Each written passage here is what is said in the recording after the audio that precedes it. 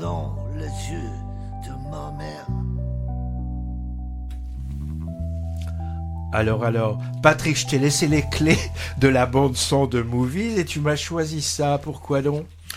Cette semaine... Arnaud, hein. Oui, pendant cette quinzaine, je me demandais en fait si j'allais enchaîner avec des films pour lesquels j'avais vraiment pas eu de coup de cœur. Et puis est arrivé ce lundi, et la bonne surprise, pour moi en tout cas, ça a été La vie de ma mère. Et là, on vient d'entendre Arnaud, qui est utilisé, dont la musique et la chanson est utilisée dans le film pendant le générique de fin. Alors là, on a un postulat de départ qui est relativement simple, hein. Pierre, qui a une trentaine d'années, qui est fleuriste, aidé par son collègue Hibou, qui est assez intéressant dans le film. Et tous les matins, on le retrouve vers 4 heures du mat au marché aux fleurs. Donc, il travaille dur, hein, le garçon. Hein. Un garçon pas forcément très drôle. Hein. Même certains auraient tendance à dire qu'il est un peu coincé. Son amie Lisa, elle serait capable de dire ça, parce qu'il a vraiment de la difficulté à exprimer ce qu'il ressent, hein, le garçon.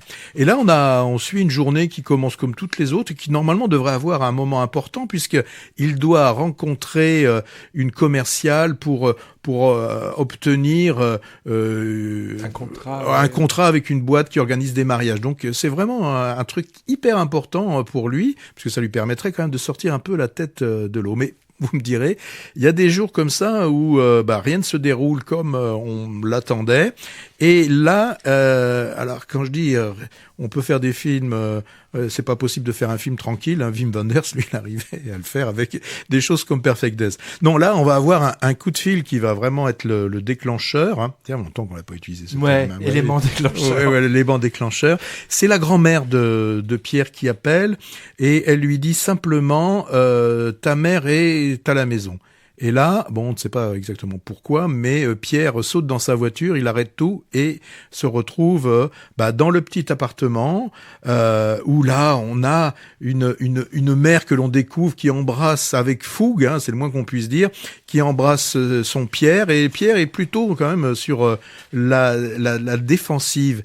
On va rapidement comprendre que Judith, normalement, elle devrait pas être là. Elle est en fugue d'un établissement dans lequel elle est soignée pour des troubles liés à la bipolarité.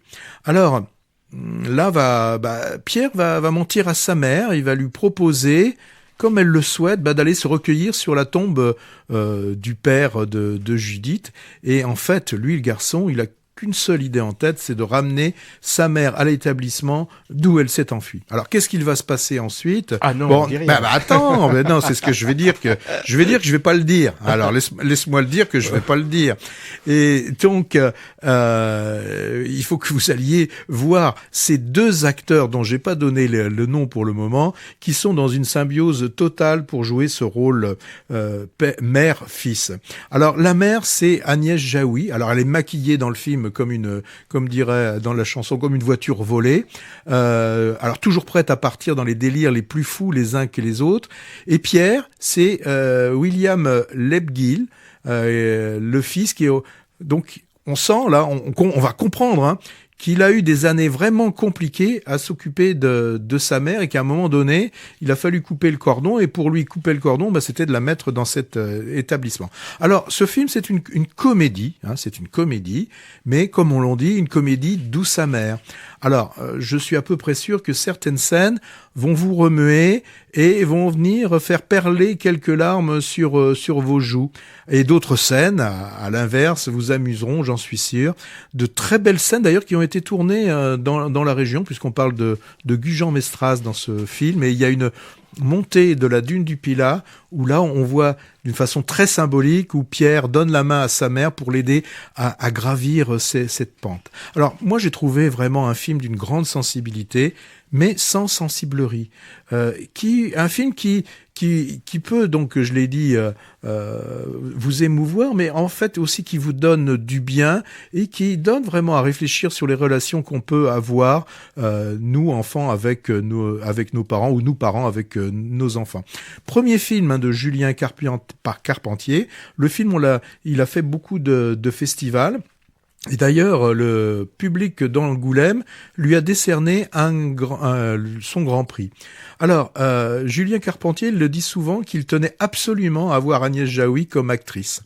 Et l'idée du film lui est venue que dans sa famille, il a aussi une personne souffrant de bipolarité. Alors, avant, c'est ce qu'on appelait être maniaco-dépressif.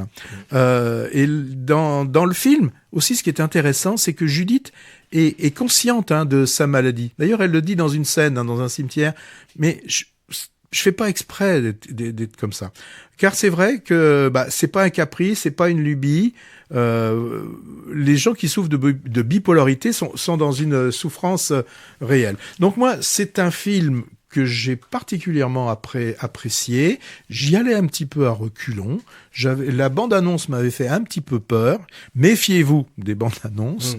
Et j'ai bien fait d'aller voir ce film, donc film qui s'intitule La vie de ma mère. Ouais, gorgé d'émotions, avec des personnages pleins d'humanité. Il n'y a pas de méchants ici.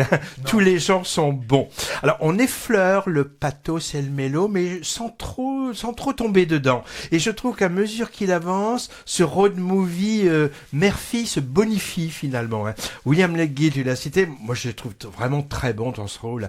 Avec cette espèce de jeu intériorisé, retenu, qui convient très bien à son état d'esprit de lassitude mêlée de culpabilité.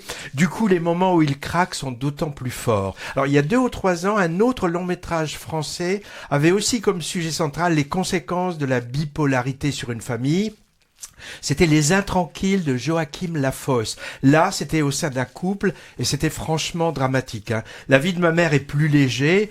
Ouais, on peut le classer dans la catégorie comédie, d'accord, mais préparez vos mouchoirs quand même.